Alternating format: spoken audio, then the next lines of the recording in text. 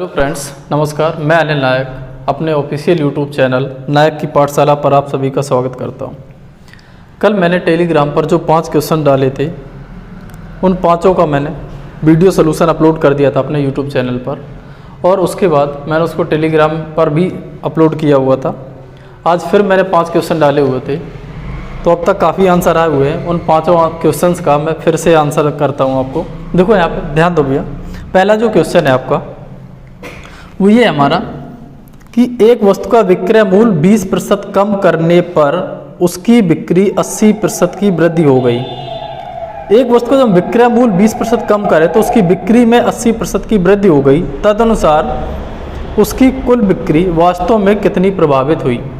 तो भैया fraction method हम लोगों ने कल पढ़ा था, तो 20% की वृद्धि, 20% की विक्रय मूल्य में कमी हो रही है, यानी -20%। 20% की जो फ्रैक्शन बनती है वो 1/5 बनती है।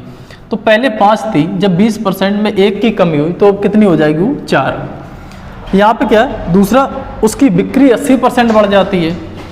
बिक्री जो है वो 80% बढ़ रही है। 80% का मतलब होता है 4/5। पहले 5 थी, अब 80% बढ़ी, यानी कितनी बढ़ गई? 4 बढ़ गई।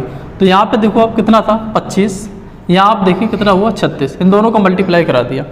25 से 36 हुई है, कितना बढ़ गई? 11।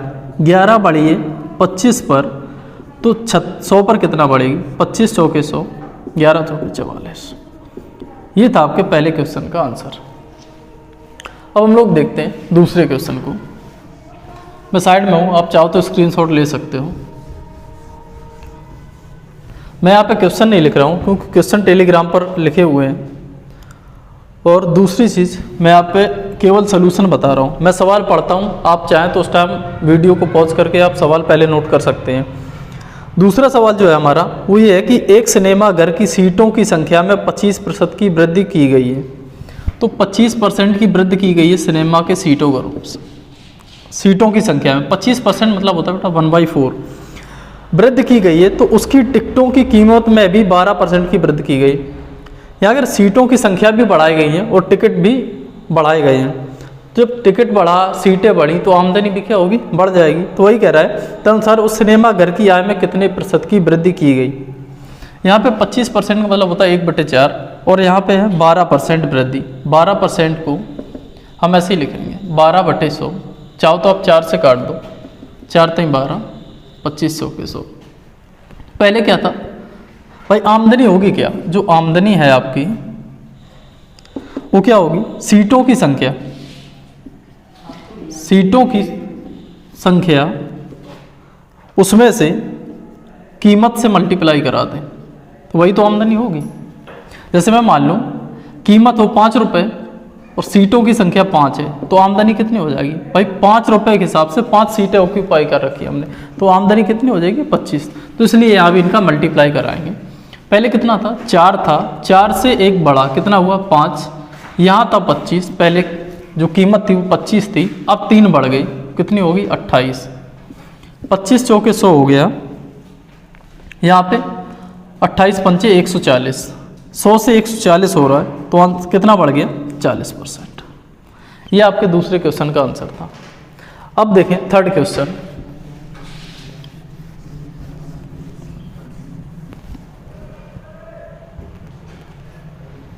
तीसरा क्वेश्चन जो है आपका वो ये है कि एक संख्या पहले 20% कम की जाती है, फिर इस कम की गई संख्या में 20% की वृद्धि की जाती है, तो परिणामी संख्या मूल संख्या से 20 कम रहती है।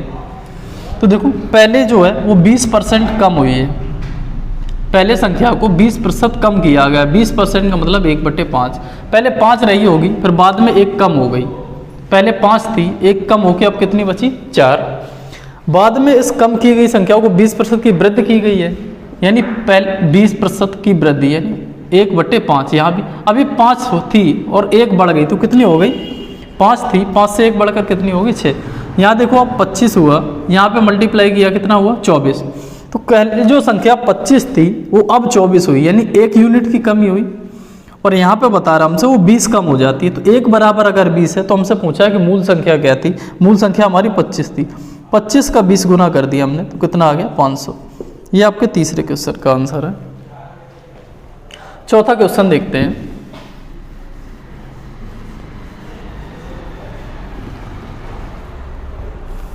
कह रहे एक वस्तु का दाम p% से बढ़ाया गया, बाद में यह नया दाम p% से घटाया गया, अगर अधुनातन दाम 1 रुपये, अधुनातन मतलब होता है लास्ट वाला, 1 रुपये हो तो उसका मूल दाम कितना होगा, मूल यानी ओरिजिनल बताना हमें। तो वो मान लेते हैं वस्तु का दाम जो था वो कितना था, n था। अब इसको जब p% से बढ़ाया, जैसे अब 10% बढ़ाना होता है तो ये क्या होता है, या तो आप जो कोई नंबर है उसका पहले 10% निकाल लें, फिर ओरिजिनल नंबर 100% होता है उसमें दोनों को ऐड करते तो 110 आता है। कुछ बच्चे इस हिसाब से करते हैं और कुछ क्या करते हैं, 100 है 10 और बढ़ा रहे तो कितना हो जाएगा 110% डायरेक्ट।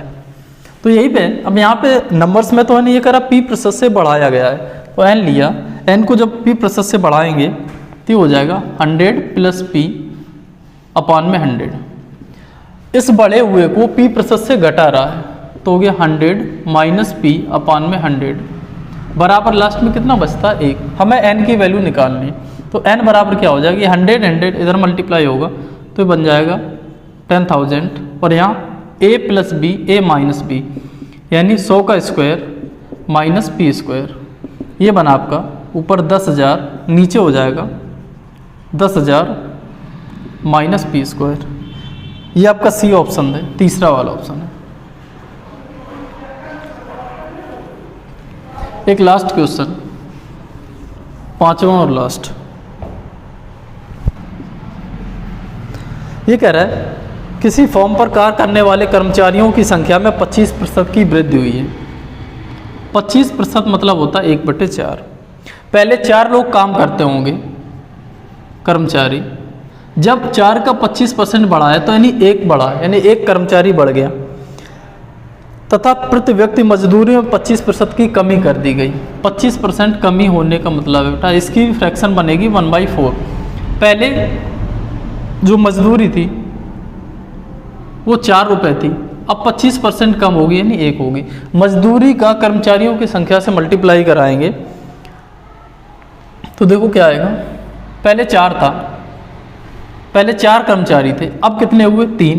पहले मजदूरी 4 रुपये मिलती थी, अब कितनी मिल रही है 1 कम होके, सॉरी यहाँ पे 5 होंगे क्योंकि कर्मचारी भी 25% बढ़ रहे हैं, यहाँ 5 हुए। यहाँ पर हम मल्टीप्लाई करें 4 चौक 16। यहाँ हमसे पूछ रहा है यदि इसमें कुल मजदूरी कैसे निकलेगी भाई, यदि कुल मजदूरी में X% की कमी हो तो मजदूरी कैसे निकलती है, मजदूर का कर्मचारियों से, मजदूरी का कर्मचारियों की संख्या से मल्टीप्लाई करा दें तो ही तो मजदूरी निकलेगी। 4 चौक कितना हुआ 16, यहाँ पे देखें आप 15, 16 से 15 हो रहा है यानी 1 कम हो रहा है, किस पर हो रहा है 16 पर, तो 100 पर कितना होगा 4 से काटें से 4 आया, यहाँ पे काटेंगे 25, तो ये आपका बन जाएगा 25/4%। जो x की कमी थी वो कितनी थी 25/4%, यानी x का जो मान है वो कितना आएगा आपका 25/4, जो कि आपके लास्ट ऑप्शन में दिया है।